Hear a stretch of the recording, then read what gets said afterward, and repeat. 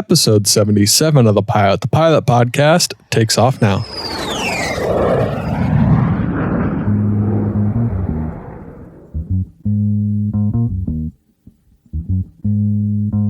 I'm Trevor Simoneau. I'm a 16-year-old student pilot, and I am the founder and CEO of Chartedall, the home of all of the custom aeronautical chart products that you see all over social media and around air shows. AV Nation, today's episode is brought to you by the Mentor Aviation app. Mentor Aviation is a social media platform where aviation enthusiasts can get into contact with professional pilots in a positive and constructive manner. One of my favorite ways to use the Mentor Aviation app is the breaking news. It sends you news on aviation, whether it's plane incidences or airline news. Thomas Cook went out of business, and the first time I found out, but that was through Mentor Aviation. So go ahead and check out Mentor Aviation app on Google Play Store and Apple App Store today. It's free to download. What is going on, AV Nation? Welcome back to episode number 77. I'm sorry about not getting an episode out last week. If you follow my Instagram, you will know that I was on vacation with my wife. We're over in Yosemite in California. We went over to Napa, so I apologize. I thought I would have more time than I did, but sometimes it's best to take a week off and enjoy vacation and enjoy hanging out with your wife. So that's what I did, but I am back. Today is an episode with Trevor Simoneau. As you heard in the introduction, he is 16 years old. He started his own company when he was 11 called Chartedall. Chartedall has kind of taken over. You've probably seen it all over Instagram. You've seen it everywhere. They put charts on anything. Check out our Instagram because we're offering a giveaway with Chartedall, and I'm excited for that. But AV Nation, if you enjoyed today's episode, check us out on Instagram at pilotthepilot. You can email me any feedback, pilotthepilothq@gmail.com, and check out our website, www.pilotthepilothq.com. You can find links to our Patreon. You can find links to episodes. You can pretty much figure anything out there about what Pilot the Pilot is all about. AV Nation, I hope you enjoyed today's episode. And without any further ado, here's Trevor Simoneau. Trevor, what is going on? Welcome to the Pilot podcast. Thank you so much. It's great to be here. It's great to be on the show. Thanks for having me. No problem. I'm excited to get this going. We met up at Oshkosh, a month now almost? A month ago? Yeah, it's been a month. It's crazy. It's crazy.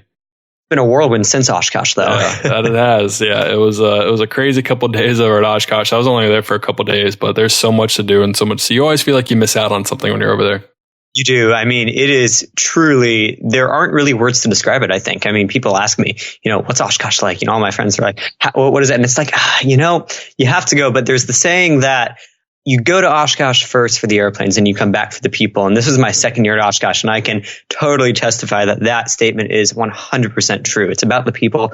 The planes are super cool too, but it's awesome because you get to meet people from all over the country, all over the world, and it's just super fun. There's nothing quite like it. I would agree. Nothing but like it. It's pretty cool. It's great, and everyone should have the opportunity and should try to make it there. It's just a great place to go. But cool, man. Oshkosh is great. Everyone knows that, but we want to know more about you. We want to know about your story and what you have been to accomplish at 16 years old, which is crazy. So go ahead and talk about from the beginning. Talk about, which for you is probably like 10 years ago, but still. Right. Actually, it's, yeah.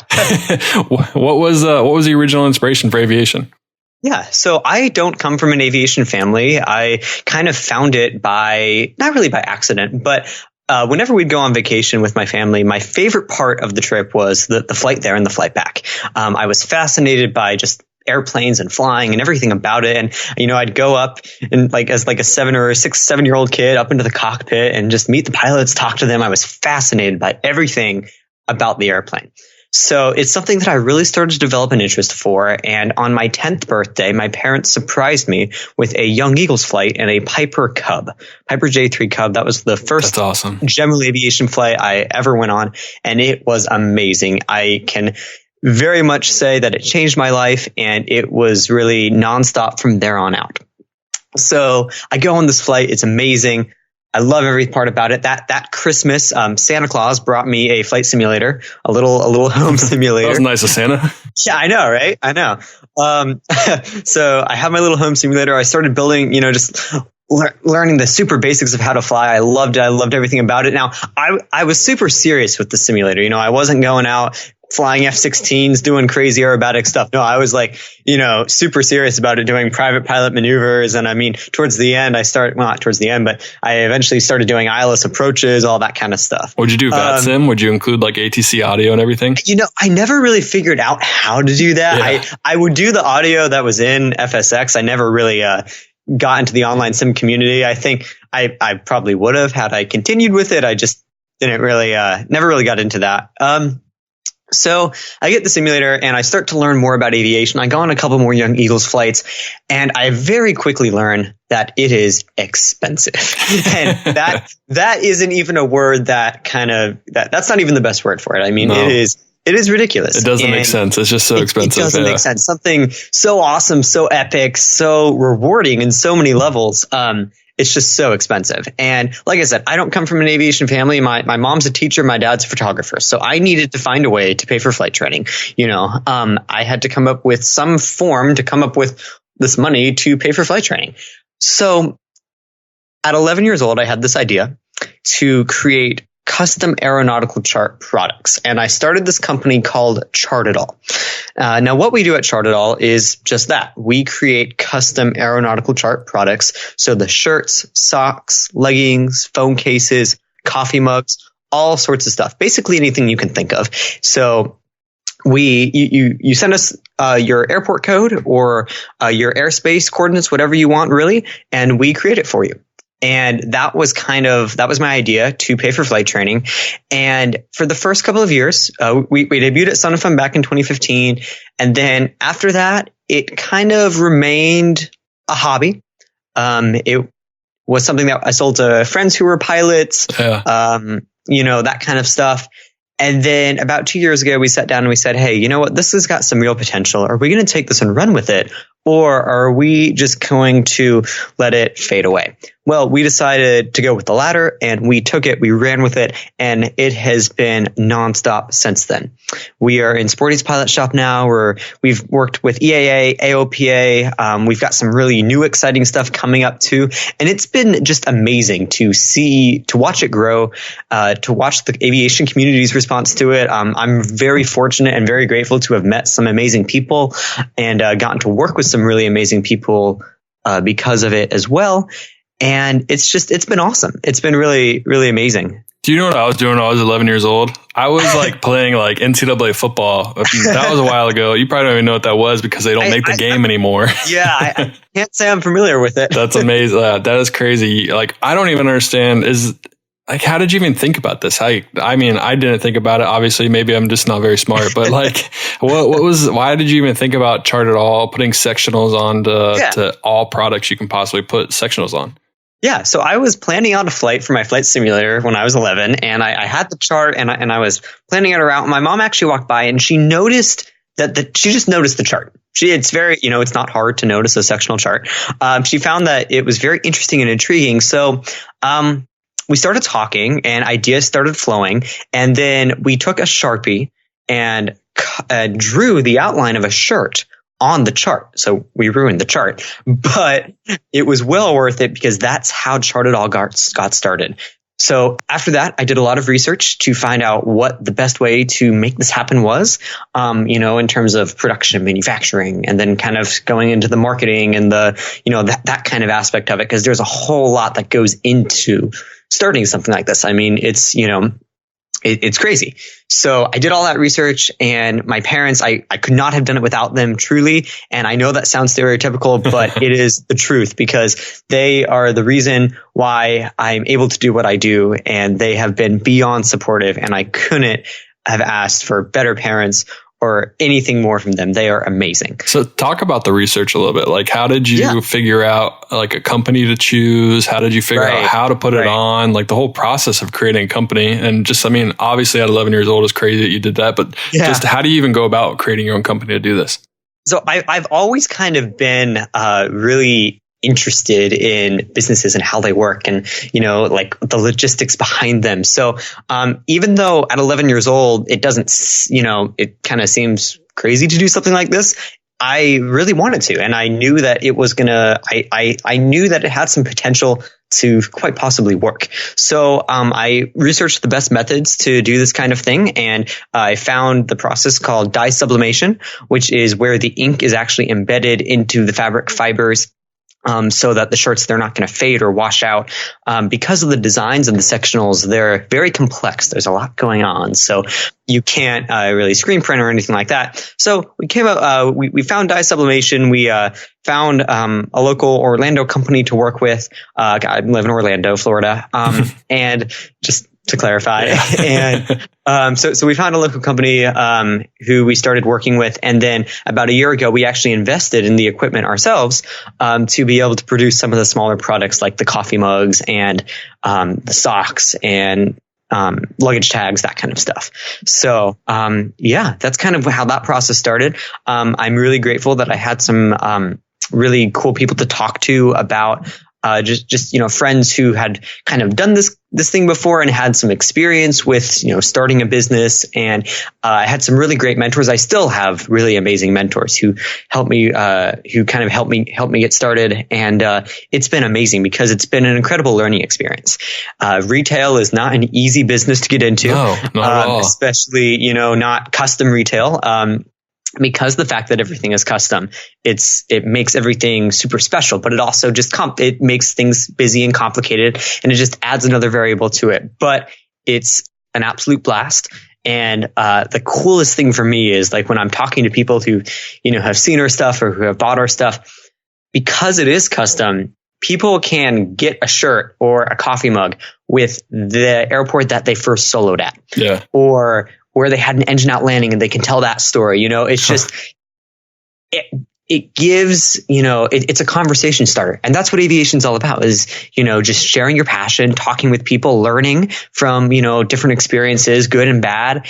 And that's what I love about it is it's kind of turned into that. And I'm really excited to see and to really implement the plans for the future of turning it into more of an inspirational company. For me, and this is kind of leading off into a separate part of the conversation, but for me, I'm a kid who, like I said, I don't come from an aviation family, and looking at the numbers, looking at all the people who are in the industry, it can be scary, and it can be kind of intimidating and kind of like, oh, well, I don't know if I can do this.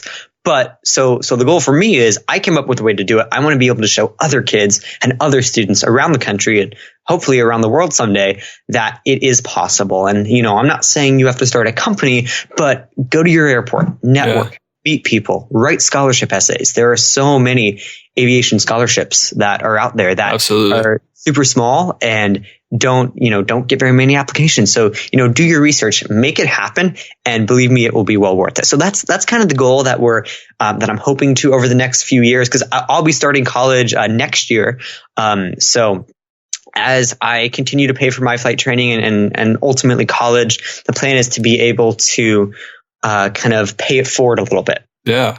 Now, obviously, when you start a business, it doesn't get to the spot where you're at right now, where it's a successful business and something that you can actually make some money off of. And very much it's a good investment. Talk a little bit about the struggle of it. Talk about the grind, because I feel like a lot of people, especially Instagram or even a podcast, we focus on all the good stuff. We focus on, hey, man, I started Charterall. It's the greatest company. I'm paying for all of my flight time and all this stuff. But talk about the bad days. Talk about what that was like getting it started. It's a lot, and there's a lot that goes into it that people just simply don't know. Yeah. And in terms of, especially around our busy season, with, Christmas comes and, being in Sporty's pilot shop, that's just adding to the amount of orders that we're getting, which is a wonderful thing, but it's stressful. And when I say it's a family company, I mean, it's a family company. It is me, my dad, and my mom. And we do have a couple of people who come in and help us out during the holidays, but that's it. It is, And that's what I love about it. So we are working all day, almost all day when I'm not in school on it, really grinding it out, like you said. And there are points where it gets really difficult and really hard, kind of like with anything. But I always like to think of the end goal. And I always like to think of why I'm doing it, what I'm doing it for, and what I will be doing it for in the future. And that's what, keeps me going, keeps me motivated, because like I said, when I started it, I thought that it had a lot of potential. And we're at a point now where we've kind of reached the level that I always envisioned it to be, but never really thought it could get there. And now I'm envisioning so much more for it. And that's kind of the new motivation is to get to that next point and then just continue building off of that. So, it is hard. It is difficult for me. I stay very busy because I am a full-time high school student. I'm in the IB program at DeLand High School in Florida, the International Baccalaureate program. It's similar to AP, college prep, very difficult, rigorous college level classes. So I'm in school all day. I come home, I do whatever homework I have to do, and then I work on whatever Charted business has to be done. Sometimes it's production. Sometimes it is just marketing, emails, responding to people, social media, all that kind of stuff. And yeah, it's a lot, but I love it. I love being able to do it. I love getting to connect with people, connect with aviators from around the country. And, it's a blast. I absolutely love it. So it's fair to say that you didn't have necessarily an average teenager's life or teenager breakup. I mean, yeah, that is fair to say. that is fair to say. I am. So I just turned 16 back in June. I soloed on my 16th birthday. Oh, snap. We'll talk about that later. Congrats. Yep. Thank you. Thank you.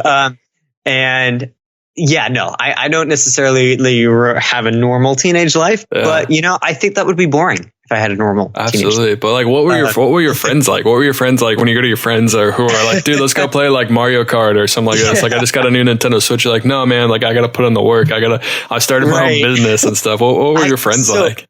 I was never really into video games, which I know sounds crazy weird for so many people. I never really was interested in them. I'd rather go fly on my flight simulator or, that kind of stuff. And I can really credit that to my parents because I'm really grateful that they raised me in an environment to appreciate education and learning and critical thinking and enjoy reading, all those kinds of good things. And that's kind of the environment that I was raised in. Believe it or not, I didn't really actually start watching television series until I was 11. I think is when I first watched my first television series. I watched movies, but I never really, I never was really interested in it. So, the time that I spent doing that, I spent reading, eventually starting Charted, flying, learning about aviation. I did the Sporty's ground school course. I, learned as much as I could. I was very grateful that, and this is something that, if any student pilots are listening to this, it's amazing the amount of free resources you can find online. On YouTube, on, AOPA has fantastic resources. So even though flight training is, expensive, fuel, yes, very expensive. Especially when you're young and you really can't do anything yet because of your age, definitely find what resources are out there because there are a lot. And that's kind of what I did. Kind of now as Charted has grown and as I've continued flying, it's not something that I really bring up with my friends unless they ask me about it. It's what I do. It's my work. It's my job. It's just a known thing. Yeah, exactly. So if people ask me about it, I'll be happy to talk to them about it, but I don't really bring it up. I'm just at the same time doing all this. I'm also just trying to be a normal kid in some ways, Do all your friends get Charted gifts for their birthday and Christmas? Yeah, friends and family definitely get a lot of Charted swag. That is for sure. That's really funny. That's cool. So the original goal was to pay for your flight training, and I'm guessing I don't know what your goals are past that. You kind of mentioned what you want, but what's kind of your overall goal for Charted? Is it going to be more than a sectional? I know you kind of briefly touched on that a little bit, but talk about your overall goal. Absolutely. So the goal to start off was to pay for flight training and ultimately college. I'm very grateful that between Charted and several scholarships I have, flight training is good. And now I'm working on college, since I'll be starting college next year. That's amazing. The plan is keep Charted the company that it is, but let it also become a source of inspiration and resource for other students, other kids who have some very similar background that I do, which I know that there are a lot of them out there. And ultimately, my ultimate plan, somewhere down the road, is to be able to offer scholarships. Oh, cool. The whole idea behind Charted was to help fund my flight training, once I'm done with that, I'm not going to stop. I want to be able to pay it forward and help other kids who need that little bit of extra help to get into aviation, something that they are very passionate about, but just may not have the means to be able to do. Because I've been in that situation. I get how that works. And I know how kind of disappointing that is, but also how if you're really passionate for something and you really want it, which I know so many kids are, you can make it happen. So that's the plan, is to ultimately be able to offer scholarships and educational resources, and kind of that's my long-term plan as well, is to be able to help out in any way that I can to pay it forward, because I have had a lot of aviators, flight instructors, mentors who have been beyond generous to me. I mean, in ways that I can't even describe. And that's something that I love about the aviation community. And that's something that I can hardly wait to be able to do in a couple of years.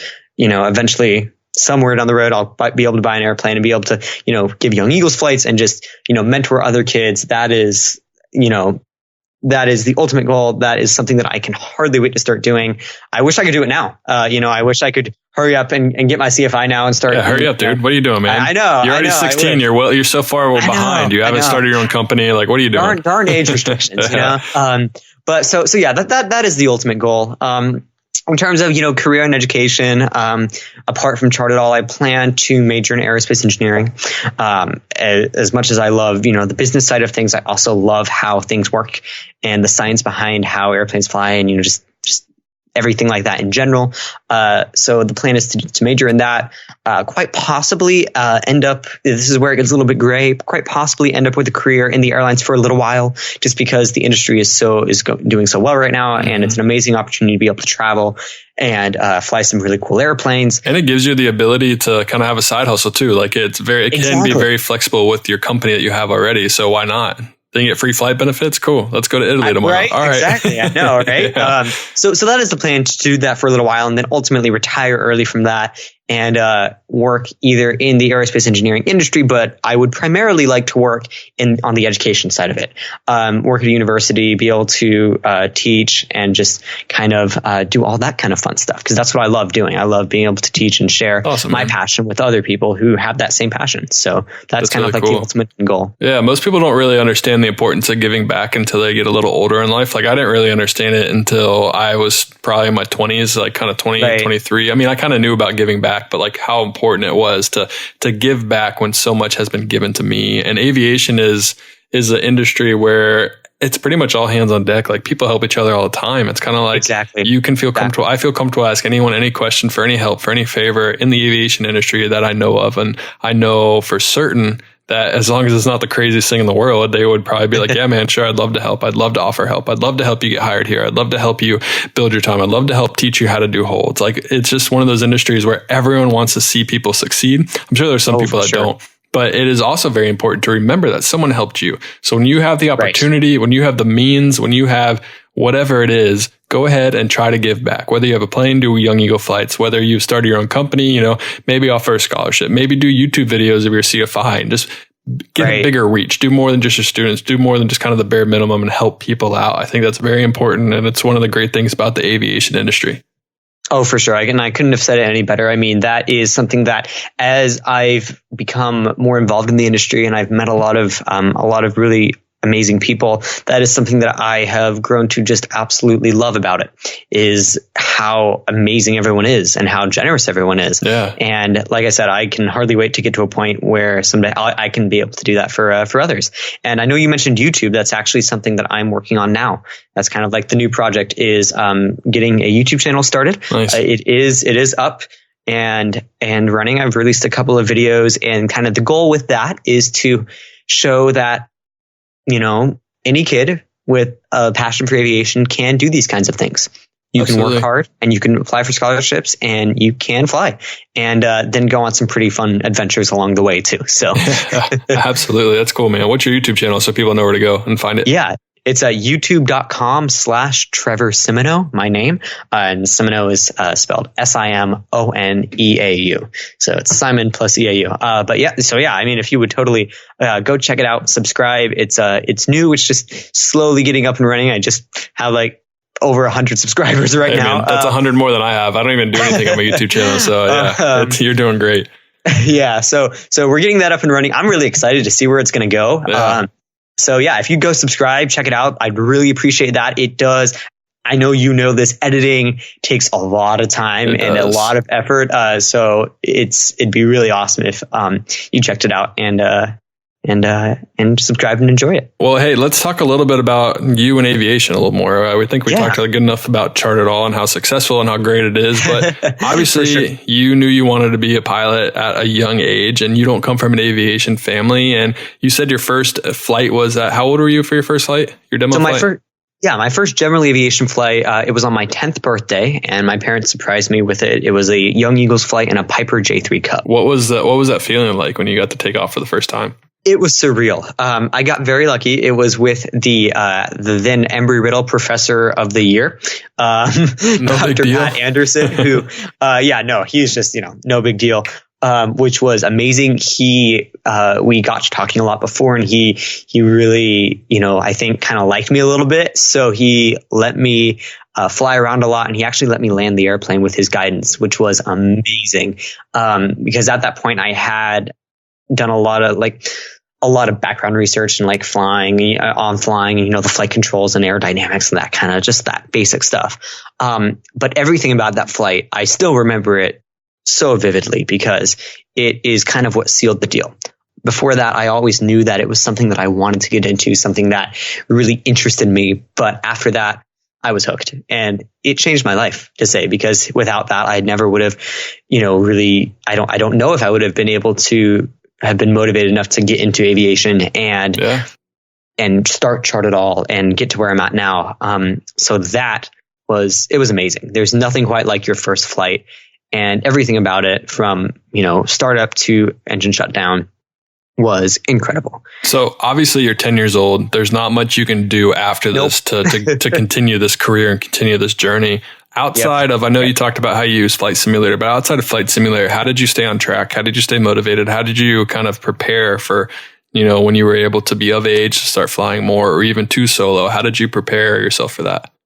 Right. So, like you said, you can't really do much at 11. So I did what I could. I did the Sporty's online ground school course through EAA Young Eagles, and I just learned everything that I could. I went on more Young Eagles flights. And then when I was 12, I learned about gliders and how you can actually solo a glider at 14 instead of 16. Okay. And I talked to a couple of people about it, and I was really intrigued because so many people explained to me how when you're learning to fly gliders is amazing because it gives you those fundamental stick and rudder skills that you really need to transition into single engine powered aircraft. So it makes not necessarily the flight training process any easier, but it makes it more familiar. You already have the basic stick and rudder skills. Now you just have to learn how to manage airspeed and how that plays a role in it. So I applied for a glider flight training scholarship, and I was really grateful and fortunate to win it.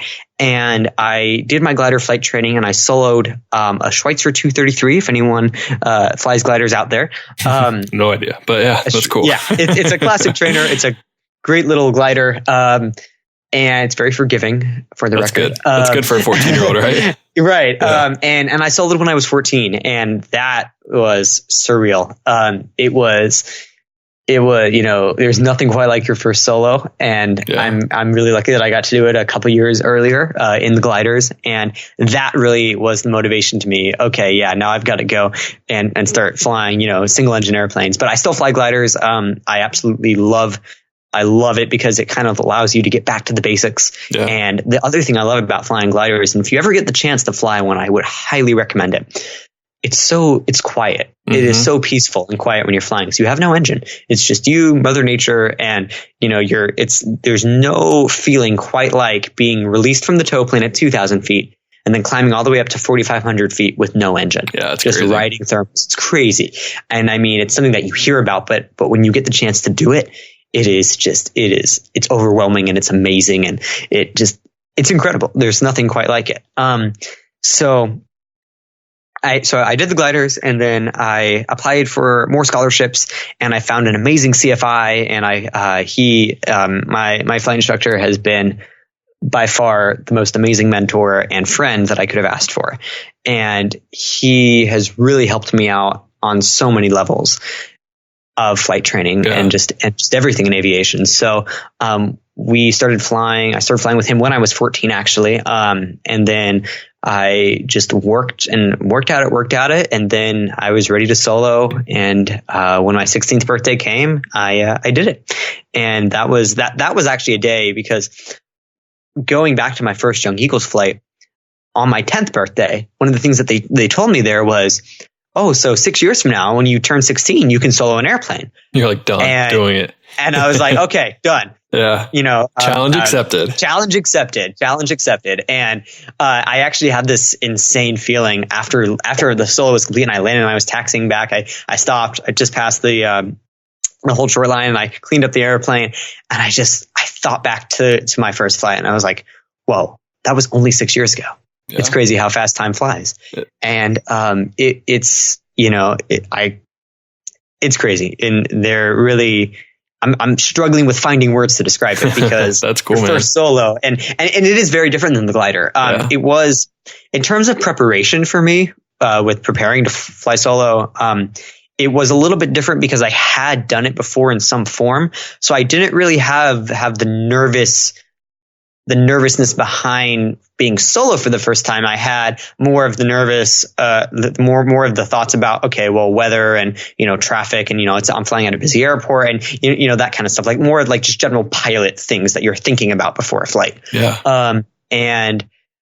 But as soon as I took off on the first touch and go, I rotated and I turned, and into the downwind leg and I was like, oh my gosh, this is so much fun. I'm doing it. This is so much fun. It's amazing.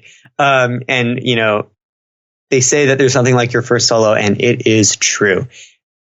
So that's awesome. Yeah, it was a surreal experience. It was really just absolutely amazing. So you mentioned all these scholarships that you applied for. You're 14, applying for scholarships. I'm sure a lot of people that could be listening to this episode or the podcast or whatever are the same age, or maybe just want to find a scholarship in general. What did you do? How did you find these scholarships? What scholarships did you win? Where did you apply? Kind of talk a little bit about that. Absolutely. So I started off by I was talking to someone one day at Sun and Fun, actually, and we were having this discussion about aviation scholarships. And one of the things that he told me was that there are hundreds of thousands of dollars in scholarship money that goes unused because people simply don't apply for it. And that really got me thinking, like, whoa, okay, I'm going to go try to find that money. If there's free money, sign me up. Yeah, exactly. It's free money. It doesn't get any better than that. So I just did a lot of research. I looked up scholarships, aviation scholarships, kind of small ones. I talked to people about ones that they had won or that they had heard of, that kind of stuff. And I ended up winning for my glider flight training from our local flying club, the Eagle Flight, Eagle Sport Aviation, cool. Local to my hometown. And I was the only one who applied at the time. And they really liked my essay and everything. So it was like, okay, cool, awesome. And then I continued applying for scholarships. The scholarship that I won for my private pilot training was the Arthur Godfrey Aviation Foundation Scholarship, probably one that you've never heard of. Nope. Never. Exactly. And that's just it. And that was the scholarship that covered my flight training. So you have to work, you have to do some research, you have to kind of spend a little bit of extra time, put in a little bit more effort than just applying for the AOPA one, but it's worth it. It's really worth it. What else? So obviously you're 16. What are some of the struggles you've had with training? And I don't know, I don't know if you have your license, but before that you didn't have your license, so you couldn't drive. So you had to count on your parents driving you there. Yeah. I couldn't drive. I may still not have my license. But I fly airplanes, Yeah, who needs a license? You're fine. Yeah, so that is definitely a struggle. Like I said, though, my parents are very supportive, so they have really worked hard to make schedules correspond. But I'd say that is definitely one of the challenging parts of learning to fly at a young age, is making schedules match up. Like I said, though, I have a great CFI and amazing parents, so we got it all worked out.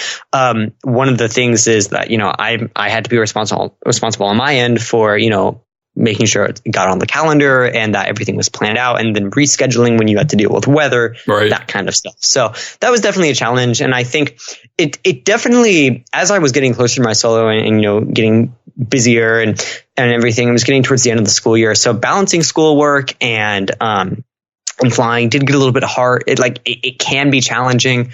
But it's so worth it to me. School comes first. That is my number one priority. So, I make sure that I get all of that done, that I need everything I need to get done for school finished.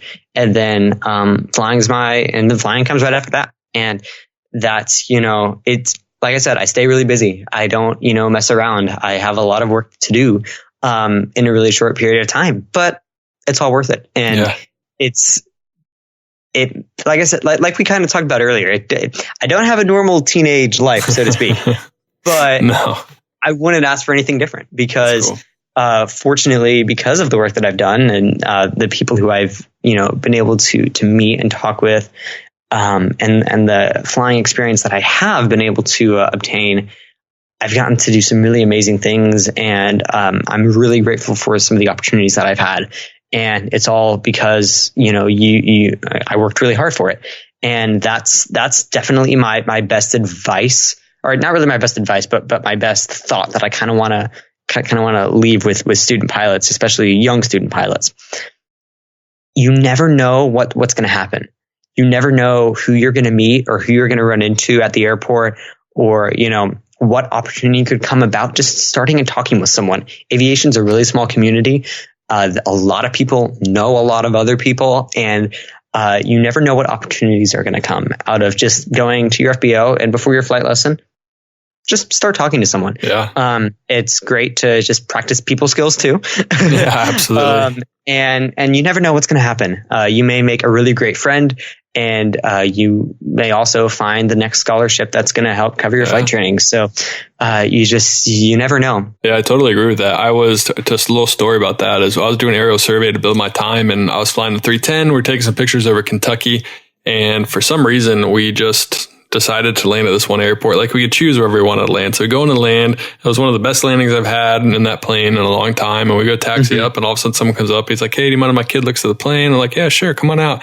It's like, "Cool. Oh, hey, here's my card. I'm the chief pilot at SkyWest." And from like Colorado. It's like, why? What are you doing here? There you go. It's like, why are you at this random FBO here? So it's like, I made that contact because I just happened to land here, and someone wanted to talk to me, and we just had a little conversation. And he's like, "Hey, whenever you want to apply, come on, apply." Now, I didn't go the regional route, but it was still, that could happen. You never know where you're going to be. And I used to always say this. I don't think I've said this in a while, but it's important to be your own CEO. It's important to treat yourself like a business. I mean, this is your career. Right. No one really cares if you make it or not, except for yourself. Like, there's no excuse on the fact that you don't go ahead and do it, and you haven't put in the work for it. So go ahead and do it. Put the best version of yourself on every single time, every time you go to the airport, and always strive to introduce yourself to someone, or to do better, or to do something cool that makes you look and make someone look at you in a very, admirable situation, or just they want you and want to be around you. That will go a long, long way. Absolutely. Absolutely. And to any kid listening right now, who's thinking about aviation or flying, especially if you're thinking about a career in the airlines, don't be stupid when you're driving. I'm just going to say that. I've heard stories. I've talked to several airline recruiters. Just be smart. And I know it sounds very stereotypical and basic, but seriously, because it can cost you your career. I just went, and before I solo, I went and got my first class medical. And I mean, if you lose that for whatever reason, and you can lose that if you don't, even if you don't have a medical problem, if you mess up and you do something, you can lose your medical, and that's your career. Yeah, I totally agree.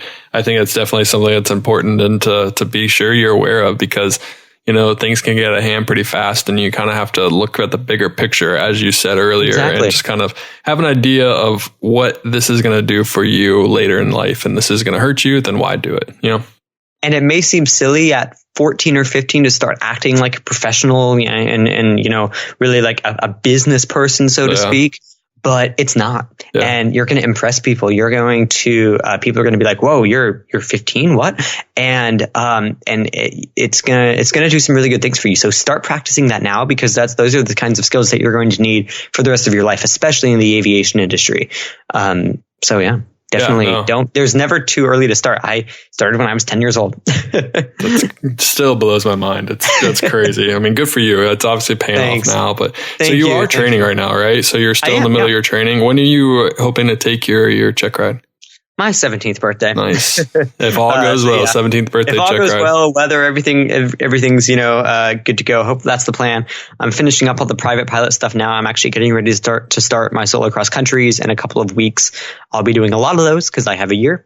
But the plan is to actually in January I'm going to start instrument training. Oh, cool. And kind of start doing that kind of flying. I've been very fortunate to go on some flights with friends in instrument conditions, pilots who, some friends who have their instrument rating. To clarify, who have their instrument rating. You gotta clarify. I've done some instrument flying, and it is so much fun. It's cool. I mean, there's nothing quite like it. So I'm really excited to start doing that, and that'll be in January. And the plan is to do my instrument check ride about a week or so, a couple weeks after my private pilot check ride. And there's another reason as to why I'm doing it like that, which I'll share with you off the record at the end. Sounds good. Look forward to having secrets. Yeah, exactly. It's not super secret, but there's a big exciting reason for it. Anyway. Cool. That's really cool. How many hours do you have right now? Right now, I've got about 44 logged with my CFI, but countless other hours logged, or not logged, but just flying with friends. I wash airplanes in exchange for flight time, that kind of stuff. But no, obviously I can't log any of that. But like total with everything, I'd say probably just probably around 100 total if I were logging all of that stuff. So how much are you hoping to have by the time you take your check ride? I don't know if you have that planned or not. I wouldn't say that I've actually thought of a number. I'd say with the amount of flying I'll probably be doing in the next year, it'll probably be close to 80 or 90, just because of the whole age thing and the amount of flying I'll be doing. Got a little bit of ways to go. I've got some time, so I'm not just gonna not fly until next June. Right. I'm not gonna do that. So probably somewhere around there. What do you, what's one thing, obviously a check ride can be pretty nerve wracking, and taking it on your 17th birthday is pretty cool. And it's kind of a timeline. Like I'm sure if things don't going right, you can find yourself rushing. What are you doing to prepare yourself for the check ride? Do you have study materials picked out already? Are you going to use like Shepherd Air for the written? Or what are you going to use for your oral, for the test, for all the study prep? So I've been using the Sporties course for the written prep. I'm getting ready to take the written in a couple of weeks, so I'm really getting fully prepared for that and doing a lot of studying with that. In terms of the oral, I have another CFI friend who's a ground instructor who's really been mentoring me with that kind of stuff, and we're going to start doing mock orals and stuff like that in the near future, and then obviously mock check rides as well. I'm familiar with Shepherd Air. I've been told that they are definitely very very useful in terms of that kind of stuff. So they're very useful in passing your test. I probably will investigate that area a little bit. To me, there is a little bit of, a small part of me that is a little bit nervous about the check ride, because I mean, obviously it's a test, it's an exam. You're obviously going to have a little bit of some nerves going on there. But the way that my instructor has explained it to me is you're just going out and doing what you love doing. It's another day, another flight. In this case, it's across country. And, my instructor is really good about making sure, before I solo too, it's like, you're not going if I don't think you're ready. Yeah. And that is, hopefully true for all instructors. And I think,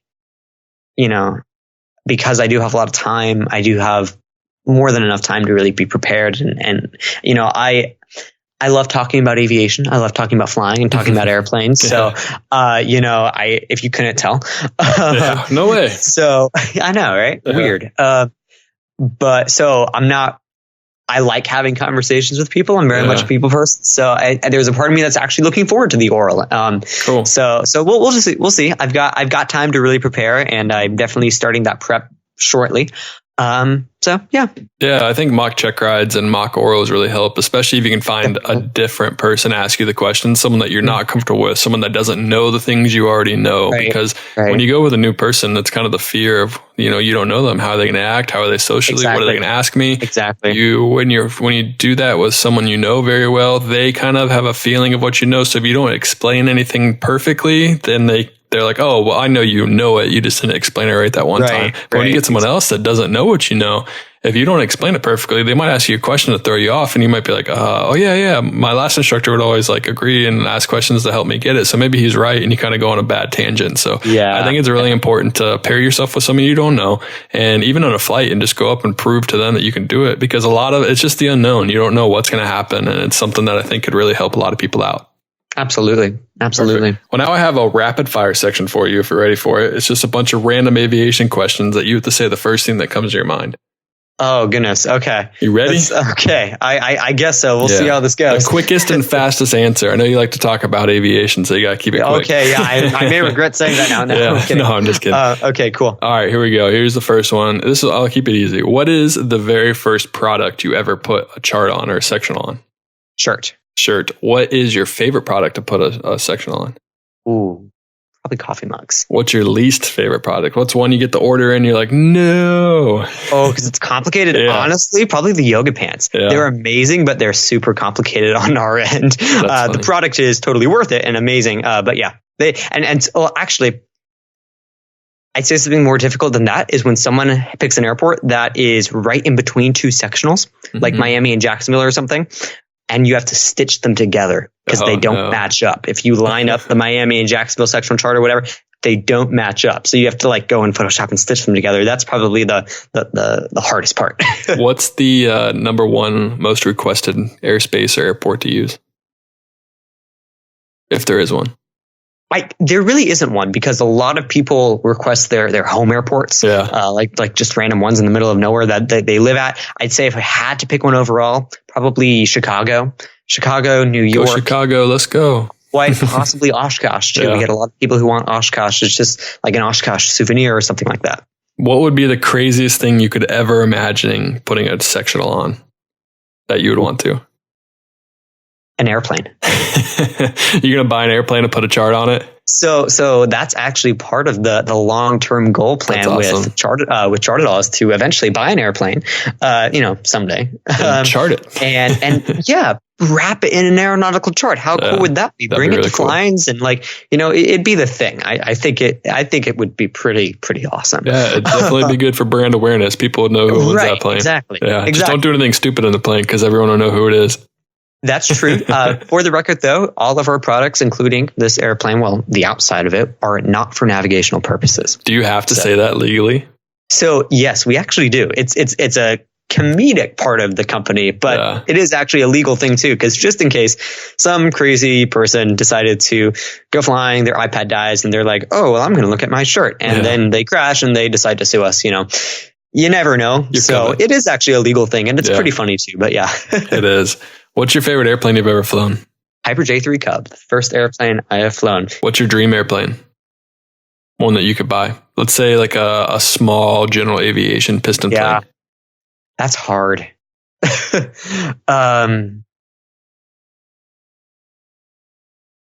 you don't have one, it's all good. No, I do. I'm just trying to decide which one to say.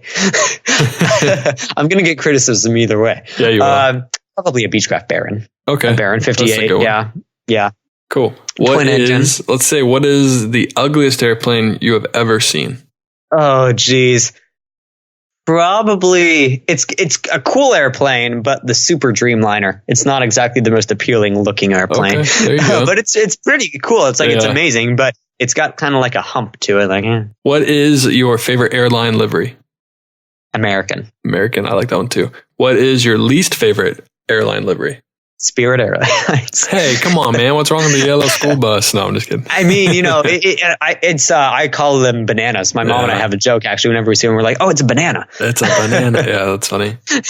What is your favorite time to go fly? Early morning, mid-afternoon? I know you live in Florida, so pop-up thunderstorms are a thing. So I'm guessing either early morning or late at night if you have the opportunity to. My favorite time is, just after the thunderstorms pass, right before sunset. That's my favorite time to go flying because the winds are normally super calm. And it's just beautiful. And you can normally watch a really great sunset too from the air, which that is my favorite thing to do. Is cool. To just watch sunrise or sunset from the air. What's your favorite airport you've ever landed at? Cedar Key. It's a super short runway. It's the shortest paved runway in Florida. That's definitely probably like the coolest airport that I've landed at. Another cool one, though, and I'll just throw this out there if you're ever flying in Florida, there's another airport called River Ranch. 2 Romeo Romeo is the identifier. It's this private airport that's part of this ranch resort, and it's in the middle of nowhere. But this place has everything from camping to luxury hotels, that's food, awesome. Tennis courts, all sorts of stuff, and they have an airport, and you can go and you can land. It's privately owned, but you can go and land, and you're in the middle of nowhere, and they have the golf cart that comes and picks you up and can drive you around like the little plantation area. It's pretty fun. That's cool. Yeah. Do you have a least favorite airport you've ever gone to? Like one, maybe it was a bad experience. Like the winds are really, really crazy. You had a bad landing there. One that like sticks out in your mind. I hope I don't offend anyone. If anyone is from the Florida area that knows this airport and likes going there, the DeLand Airport, KDED. Okay. Reason being, it's super busy and there's a lot of training that goes on there. There's skydiving too, so it can get really busy and complicated really fast. So I don't love flying into that airport. Who's an aviation type person who you really look up to? Oh, that's hard because there are some who are like older, former deceased pilots. Yeah, no, it can be. Let's do like an older, and kind of younger. Yeah, let's do let's do one of each if you have one. If not, you can just name one. Chuck Yeager, for sure. Everything about what he did and just everything about him, I really admire. As well as like modern times. A lot of listeners probably know him, but Josh Flowers from Aviation 101. Yeah. He actually, when I was one of the things I did when I was first getting into aviation was I watched YouTube videos, and I came across his videos. And at Sun and Fun, the year that I actually debuted Chartered On, I went and I met him, and we've become really good friends now. But he's definitely someone who I really looked up to when I was little, because he was a kid at the time when he was just getting his YouTube channel started, and I was seeing another kid just a couple years older than I was, doing what I wanted to be doing. Yeah, so he can do it. I can do it. Seeing that was really cool. Yeah. So yeah, definitely like more of a modern inspiration for me. Cool. Yeah, Josh is a good guy. I met him for the first time at Oshkosh. I'm trying to get him on the podcast, so I need your help to message him when you get off. Be like, hey man, I'll send him a text and say, hey, you should totally do this pilot to pilot. We've talked, we've agreed on it. We haven't gotten any farther than that, which is partly my fault, and I kind of get lazy sometimes. But hey, I mean, I didn't say that. Yeah, no, that's off the. Yeah. Well, cool, man. I appreciate you coming on the podcast, Trevor. It was a lot of fun talking to you. It was a lot of fun hearing your story and talking about Chartered All. It's inspiring, man. You inspire me, and I can only imagine you're going to inspire some other 10-year-old to give it a shot and try this and go down this route, and maybe even come up with a competing product. You never know, but still, hey, that would honestly be like the coolest thing. It'd be so fun. Yeah. Thank you so much, man. It was awesome. Thanks for having me on the podcast. Yeah, it's been great. A blast. I look forward to releasing it. Yeah, for sure. Man. We'll debrief a little bit afterwards, but like I said, thanks for coming on. I appreciate it. Absolutely. Thanks for having me. It was a blast. And that is a wrap of episode number 77 of the Pilot to Pilot podcast. Davey Nation, thank you for taking the time out of your day to listen to this episode. Please share this with everyone you know. I want to get Pilot to Pilot in the ears and in the hands of every pilot, flight student, future pilot, whatever it may be. If they're 2 years old, get them listening to the Pilot to Pilot podcast and following on Instagram. We all know they have an iPhone way too young, so put it to use and get the Av Geek coming out of them. Aviation, that's enough. I'm going to go ahead and go. Thank you for listening. Have a great day and happy flying.